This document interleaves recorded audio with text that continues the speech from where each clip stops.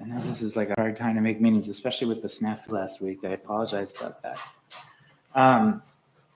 So let's, were there any comments about last month's meeting, which Brian, thank you so much for not only doing those, but revising November. Sure. I thought they were great. Anybody have any comments or changes? The motion to accept the minutes? So moved. Second and approved. Okay, great, awesome. Just to give you the date, our next meeting will be January 13th, and as I just confirmed with Jeremy, just like today, I'll be meeting with him and anyone else who's interested prior to that meeting. So at that meeting, he's going to be giving all of his revisions and comments to the draft of the Historic Preservation Ordinance. One membership thing to announce. Oh, there she is. Hey, Rhonda. Hi. Hi. So Rhonda let me know that she is going to step back after this month to a volunteer position. So we have to formalize that. We have to submit a letter to Janice. But I just wanted to tell everybody, and I can't thank you enough for everything you've done. You've been like a huge part of the committee. So thank you for everything you've done. And I know that you'll still be involved. So, Yeah. Well, you're welcome. It's been fun, but I'm not done yet. So, and I'll be around. I hope to be helping Mike with the lighthouse effort. Yeah. Yeah, and you'll do so well with that. And I know he needs you. So thank you for that too.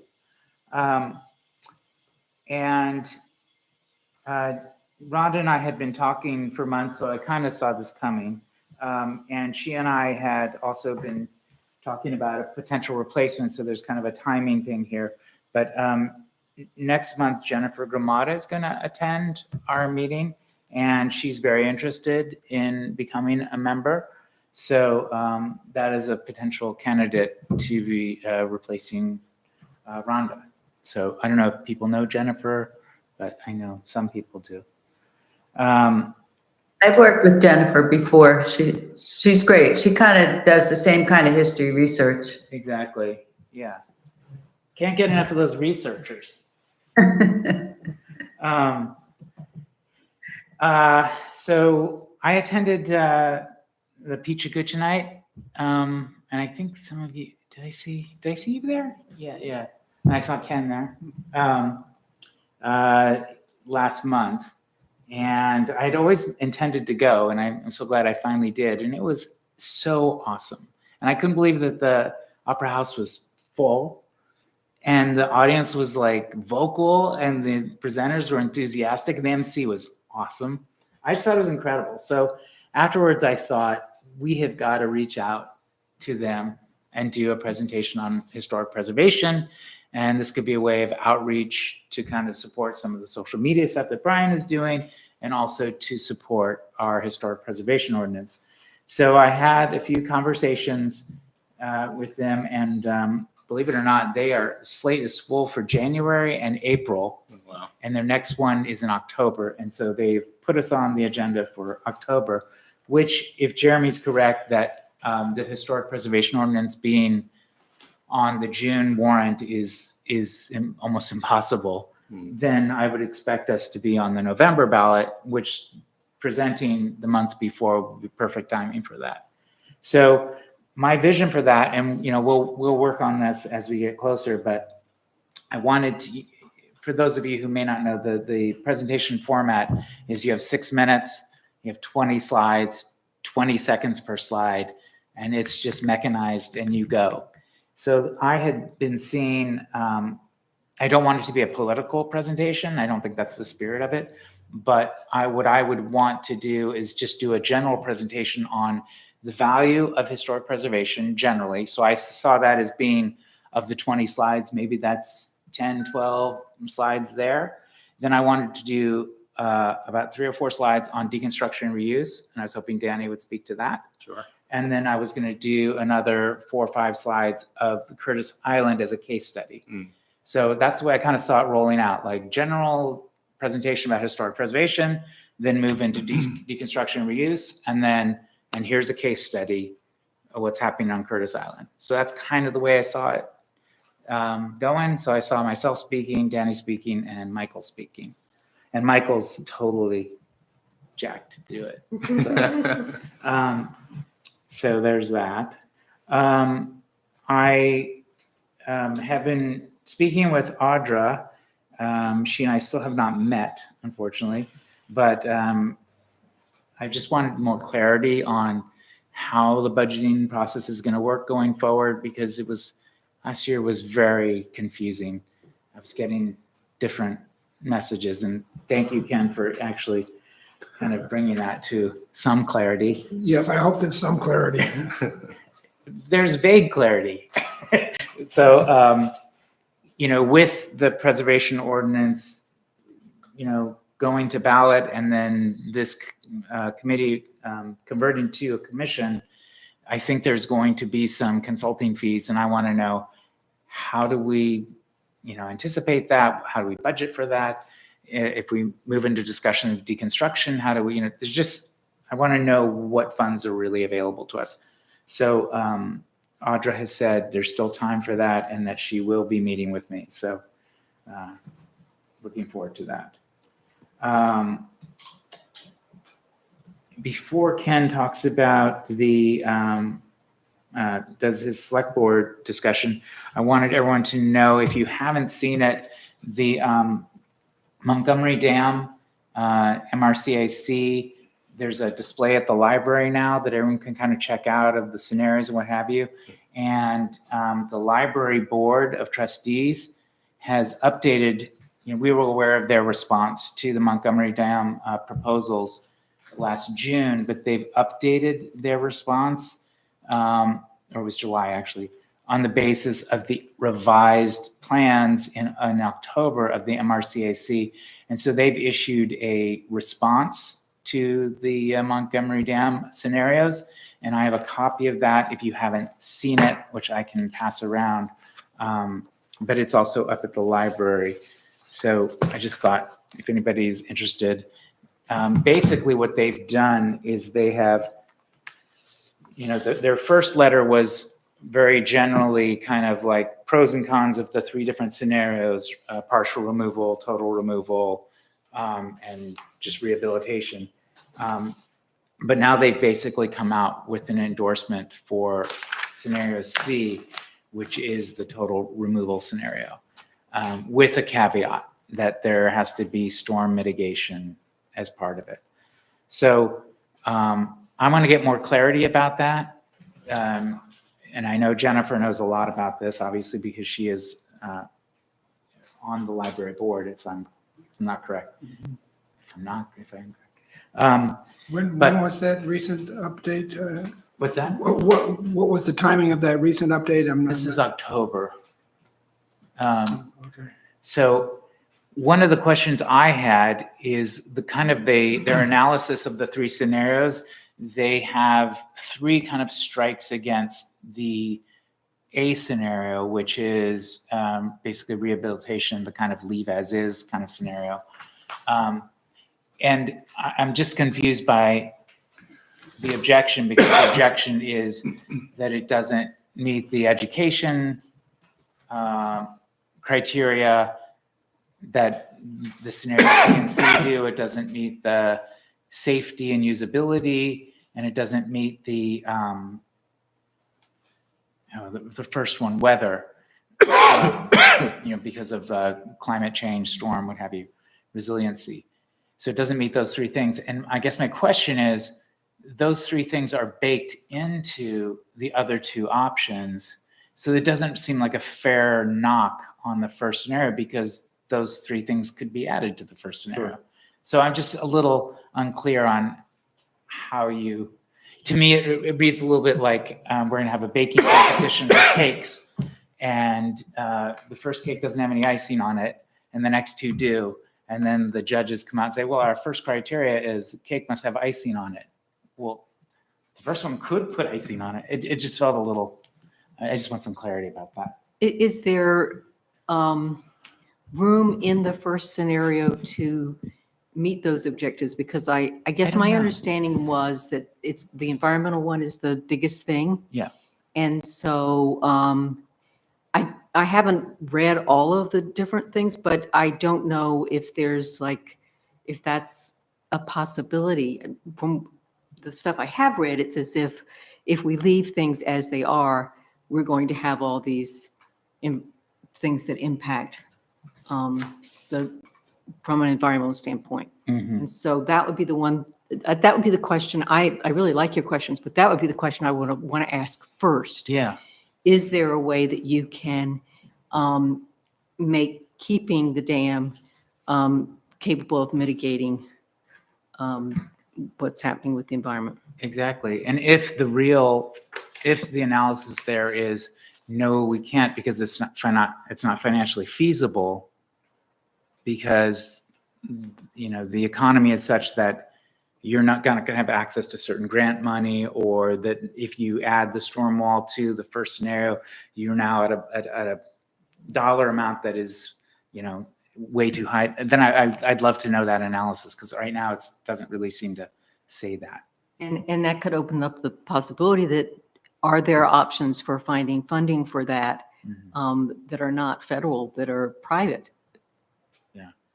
And, since we are the Historic Resources Committee, what this all rolls back to me in terms of the aesthetic and the history, and, not the environmental issues really aren't on our plate. But, I still don't totally understand what the aesthetic and historical results are. I mean, that does a pretty good analysis of it, and the scenarios are getting better and better at drilling down into details, but it's still not totally clear what the implications of the different scenarios are. So anyway, but that moves us to Ken's select board.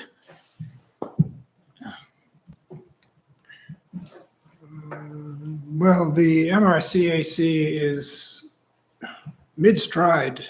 They have not prepared, they haven't finished their internal reporting yet. And what I mean by that is the format of what they're doing right now is every member of the MRCAC is giving a 10 or 15-minute summary of where they think the choices A, B, and C are.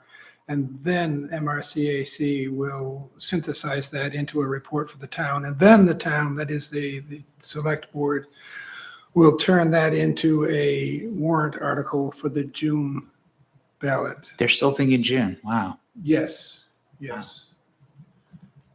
Do you hazard to guess whether you think that's actually going to happen, or is it? Yeah, I think that depending what happens, the MRCAC has to finalize their report by end of February, early March. And if they're on target to do that, there's barely enough time for the select board to do their, but yes, it could happen. But if the idea is a straight up or down vote, pretty much there's been enough information for the town to make that vote for several months now. So it could, it is most people's intention for that to move forward. Do you have any idea what that warrant will look like in terms of, you can't have three choices, right, on the warrant? Right. It's going to be, so they're going to have one. That is a key question, and I don't know the answer. I have no idea how they were going to, I don't know what MRCAC's recommendation will be. I don't know how that is going to be turned into a warrant article, but the select board, the previous select board has passed a resolution that it will be a straight, clear up and down vote on whether to keep, change, or destroy Montgomery Dam. Supposed to be, the clarity is supposed to be there. It hasn't happened yet. I mean, it has not been drafted yet, so I don't know what the result will be. Would you imagine that it would be, let's just say that the MRCAC comes out with the recommendation that scenario C is their recommendation, the select board agrees, and the library board agrees, there's total agreement around scenario C. Would it then be scenario C is brought to the voters to either approve or disapprove that scenario? I have no idea. Okay, all right, Yeah. That's a good so question, though. yeah. It is a good question. So to arrive at a vote that is clear, the answer, the wording can be stated either way. It can be, yes, let's preserve the dam, straight up or down. Yes, let's destroy the dam, straight up or down. Either way, it's going to arrive at a clear answer. And what is not clear is which way it's going to be worded. Yeah, okay. All right, thank you. Is there anything else that's come out of the select board meetings that we should know about? I was trying to think. I don't think so. I think we're waiting for the work of the MRCAC, at least on this particular topic. Yeah, unless you have questions. Is there anything else, any other issues? I didn't get to attend the last meeting. Anything that's come up that we should know about? Well, the Pathways Committee had a long presentation, and they're working on a master plan, but I don't see that overlapping with the work of the Historic Preservation. All right, when's your next meeting? Tomorrow night. Oh, okay. Do they have a consultant for that, or are they doing it on their own The Pathways Committee, for the master plan?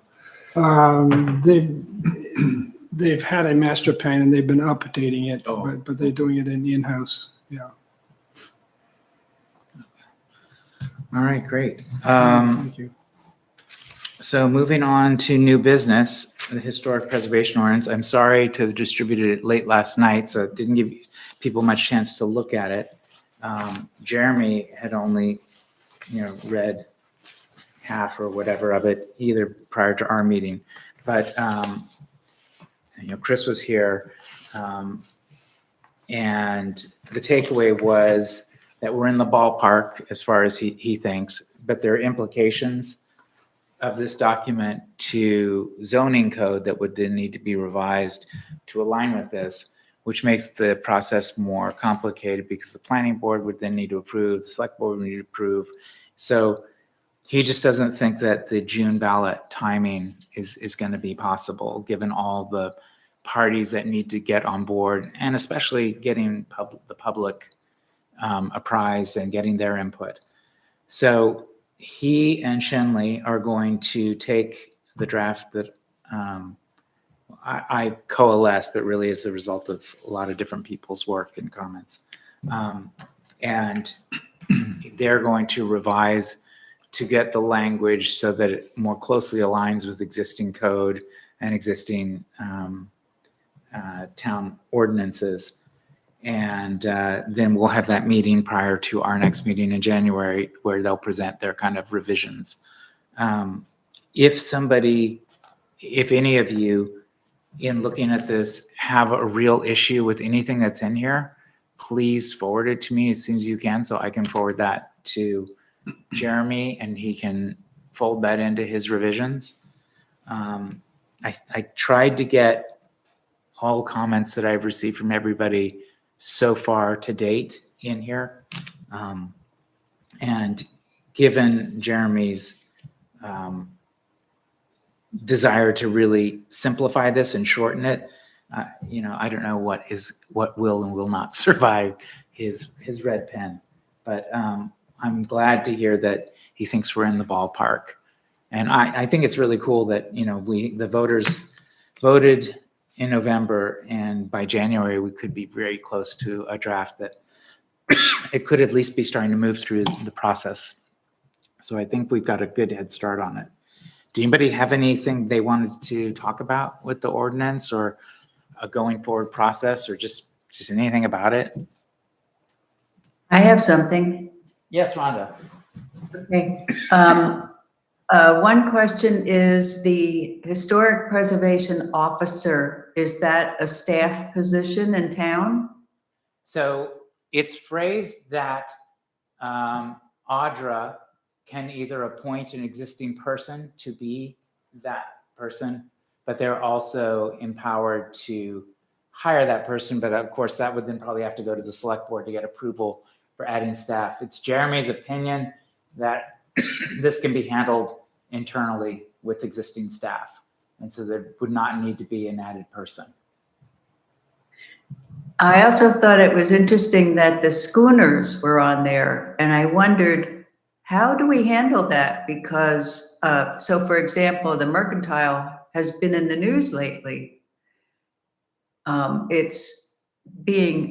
It's got permission to winter in the harbor, but I'm not sure what shape it's in. It sounds like it needs a lot of attention, and I think the new owner was going to move it. So how would we handle that? It's on the National Register.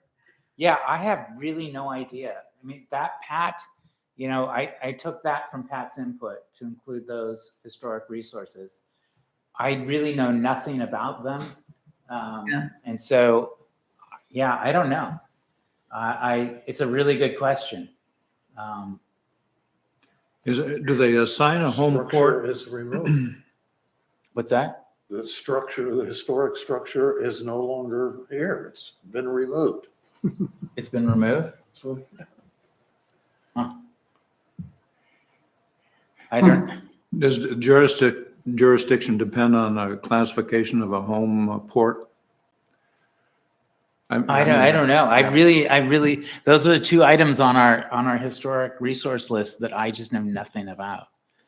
Well, maybe there's a precedent, maybe there's some rules that other harbors have followed.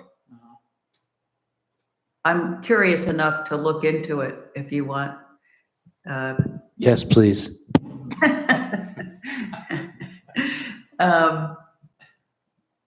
Okay, my third question was, I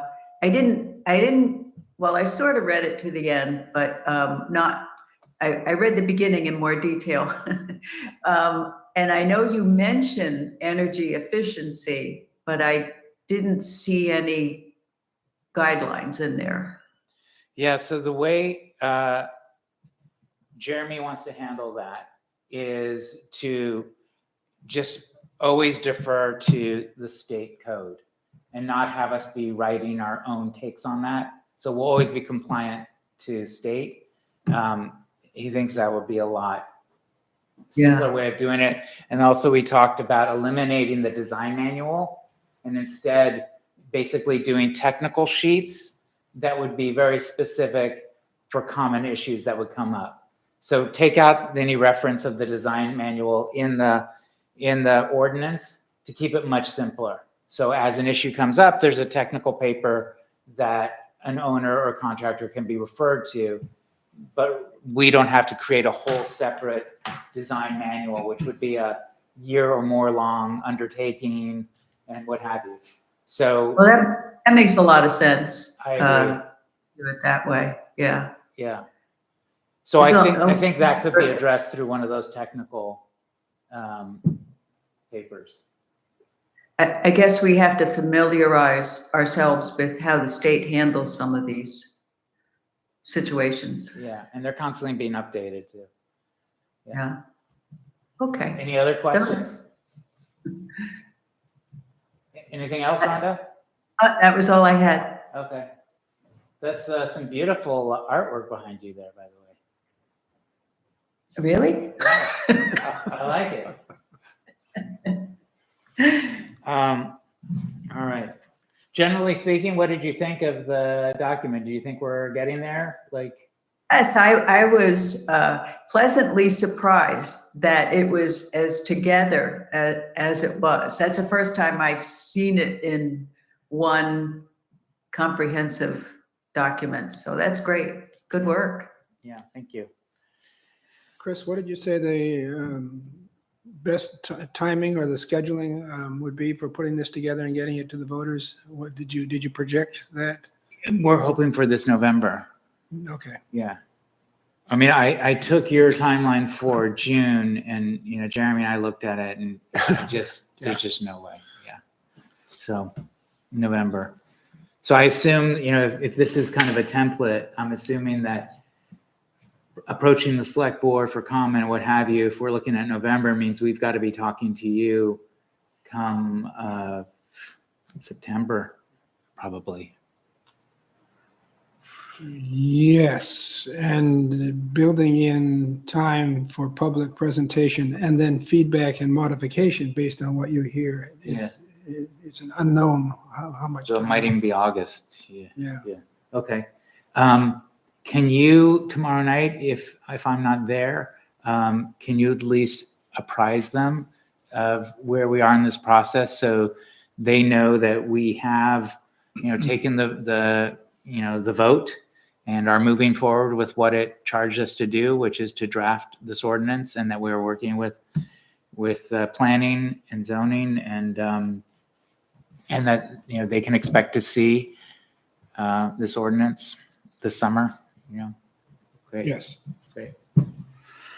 Another question about the timeline. Yeah. Jeremy said that for public comment, Yeah. there's that will take place in the context of the select board meeting, but also To- the yeah. HRC meeting right Exactly. here. Yeah. So it won't be a public hearing except in the context of a HRC meeting.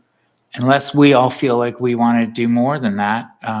I don't know what the public reaction is going to be like. I don't know if it's going to be a contentious thing where we get 50 people here with strong opinions telling us how we have to change it, or if it's going to be, 5 people with a couple.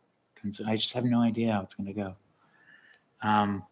But I do hope to lean on your resource, your recommendation for Okay. this summer to Yeah. involve them in terms of positioning and educating the town. I think that would be Okay. fantastic. And which month would that HRC meeting be in, do you think? Well, I'm assuming, let's just kind of hypothetical here. Jeremy comes back with his draft in January. We have a month to make our response to that, and so that we meet him again in February. He maybe takes it to the planning board in February or March, and then maybe we start meeting with the public in April, May, something like that. Okay. So that we're then ready to approach the select board in August, something like that. All right. Danny, do you have anything to talk about with deconstruction? Yeah, just a few updates. Since our last meeting, it was recommended that I reach out to Pat about helping with the exhibition. So we spoke about that while she was in the throes of getting ready for Christmas vacation, but she said she would be happy to help. So we're going to work together on that. And then I also met, last week with Nick Bauer of Harbor Builders, who's responsible for the Chestnut property. And I think our timeline actually works out that I might be able to do that as a deconstruction project. That would be a really great sort of pilot historic deconstruction project. And have you been continuing to move forward about finding a location for your enterprise and what that will look like? I assume that's. Yeah, I feel I have a commercial lease in Union in the old Agway facility Nice. right now. So that's you've where I've landed. already signed it. Yep. Oh, nice. Mhm. Congratulations. Thank you. That's huge. Yeah, it is a big Wow. deal. Awesome. Rhonda, okay. I assume there's nothing really to report on archives or history. I'm going to assume that's true. Yes, you assume correctly. Cool. But if you I can haven't look, really been in Camden very much. yeah. How are you feeling, by the way? You feeling okay? Oh, I'm good. I'm good, yeah. So, but if maybe for next meeting, if you can kind of find out what you learned about the mercantile, that'd be great. Schooners. Okay, sure. That'd be great. Social media, Brian, anything to report or update? It feels like we could be supporting you much better than we are. But Well, any photo or news, any photos or news that you want to send my way, I could add to it. And I'm not sure if, did you let everyone know about that? When you mentioned my friend, I thought I'd just explain that a little bit more. yeah, sure, great. So his name is Stu Canner. He lives in Camden, and he is retired. He was, do you know Stu? Yeah, he was chief of communications for PBS, and he also worked for an organization called the Urban Institute. He did the same kind of thing there. And when one of the researchers at PBS or Urban Institute would come up with like a policy recommendation, then Stu would help that policy researcher prepare for meeting with the media by doing something that's actually called a murder board. And the idea is that you ask lots of, even you might say hostile questions, like difficult, challenging questions, just to prepare the person who's developed the policy to be ready for, sort of attacks from any direction, and just feel more confident that they can make a case for whatever policy they're advocating. So he volunteered with that, and he tried it out on me, and it was a little disconcerting at first. It was like, wait, you're a friend of mine, right? And because, like, why should I care? Lots of questions that he came up with immediately. And he's willing to prepare that a little bit more and help us in the same way they used to do with PBS.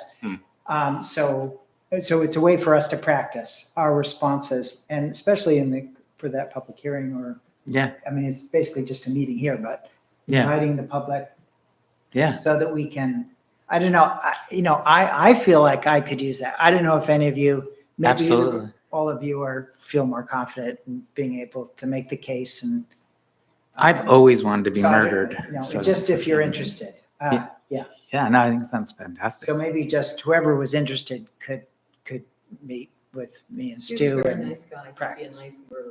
That's great. Awesome. I think that's great. It's too bad that we're not all 18 and on Instagram. Otherwise, your social media would be off the hook, right? If what? If we were all 18 and on Instagram, yeah. what have you, like we. Well, that's the most up-to-date thing now? yeah, It sounds old yeah, fashioned. it's not. Right.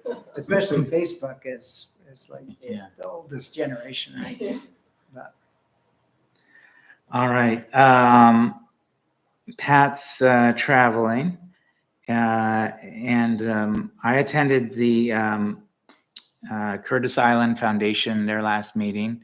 I think it was a little over a week ago, and really impressive. It's just the momentum there is fantastic, and Michael's really brought together some competent people, and I just think it's fantastic. And Rhonda's going to be a great fit for them.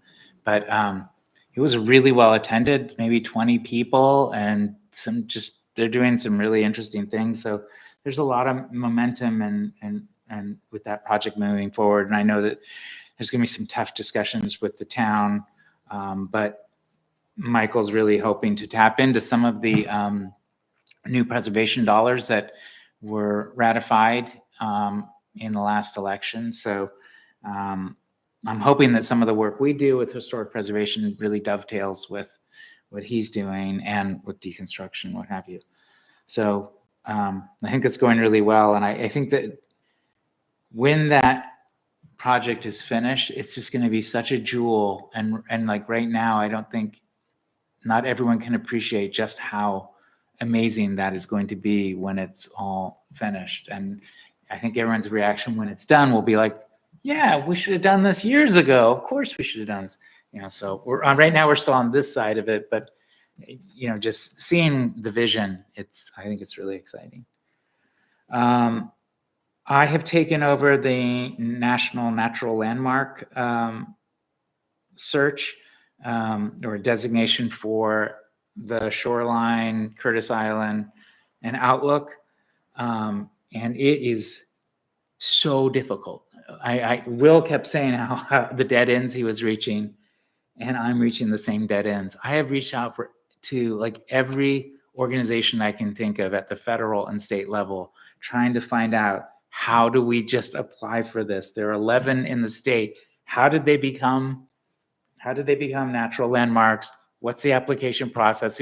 I cannot even get an answer to that. State office has no clue. So far, I haven't found anyone. Yeah, I've had extensive conversations with several people who said, I'll look into it and get back to you. And they either don't get back to me or they say, nobody knows. So Who administers it? Is it like the National Trust? it's a federal designation. But is it under the National Trust? Because they have national landmarks, in addition to being a National Trust property. Mhm, Something like Mount Vernon is a national landmark. mhm. And the church I was working with in South Carolina, I wanted to see if it could be a national landmark. Mhm. Now, this is years ago. I'm not quite sure who I called, but because the process was you had to be approved to even send in an application. Mm, So you had to speak to someone who Mhm. said, you sound like you could possibly be a national landmark, which is what happened to us. Mm. And then you can send in an application. But if you don't talk to that person first mhm, and get approval to send in the application, it's no go. mhm. And so if it's under the National Trust, I would think it I is think it's through, what is the exact wording? Parks and national. National Parks and, it's not I Parks and wonder if the National Recreation. Trust would be able to help you since they have national landmarks. And they could Maybe. at least say, go to this person at the federal level Mm. and talk to them. The office that covers New England is in, I believe, in New Jersey. I believe that's right. I can't remember now. This was a couple weeks ago, so I was following the trail. And there's no email address for that office. There's only a phone number, which I called repeatedly, leaving messages, and there's just nobody's getting. It's, I always thought the federal worked through the states, the State Historic Preservation Office. In New York, they seem to do it that way. So they were their agents. I mean, they were following federal guidelines, but and I called. I know what the national landmarks from South Carolina, I called Georgia. But I also think a lot of times, and I worked with the National Trust on totally different things, travel programs, but I worked with the National Trust. And so they do get a lot of calls that then they field out to the right person. So if you can't get an answer at the state level, I would think going to the national, and the only reason I say the National Trust is because they have national landmarks. And if you say, well, this is a natural landmark, they might say, oh, no, it's not, that's not us, but it's so-and-so. It'd just be a backwards way, like going through the back door to get the information. Okay. I might give that a shot. All right. It's like trying to get your ticket changed at the airport. I used to I think always it's tell worse, people, actually. I used to always tell, yeah, but whether or not you're gonna have to pay extra. I used to Yeah. always tell people, go to the person who looks like they just got engaged. Yeah. And sometimes I had people on my tours and one of them would go to one person, and one of them would go to the other. And then this one would be mad as hell because they had to pay. And this one would say, oh, I didn't have to pay at all. Well, they went to the person who, so it's who you get. And Yeah. sometimes like calling back more than once and then you get a nicer person. Or, I'm a talkative person. I just start going into all this detail and then wrapping them into it. And then if you get the right person, they'll go, oh, yeah. Yeah, let me just see what I can. I've got something here on my desk. I'll look through this directory. Maybe I can help you. Yeah. It works. I got the friendliest person in the state of Maine who was calling me back, several phone calls, and I was like, so I think I got that person. He was really gonna help me here. And then she couldn't find it. So anyway, and then after January 20th, I'm really wondering what's going to be downsized or still exists and how we'll get information. But anyway, that's our agenda. Does anybody else have anything they want to discuss or add to our agenda at this point?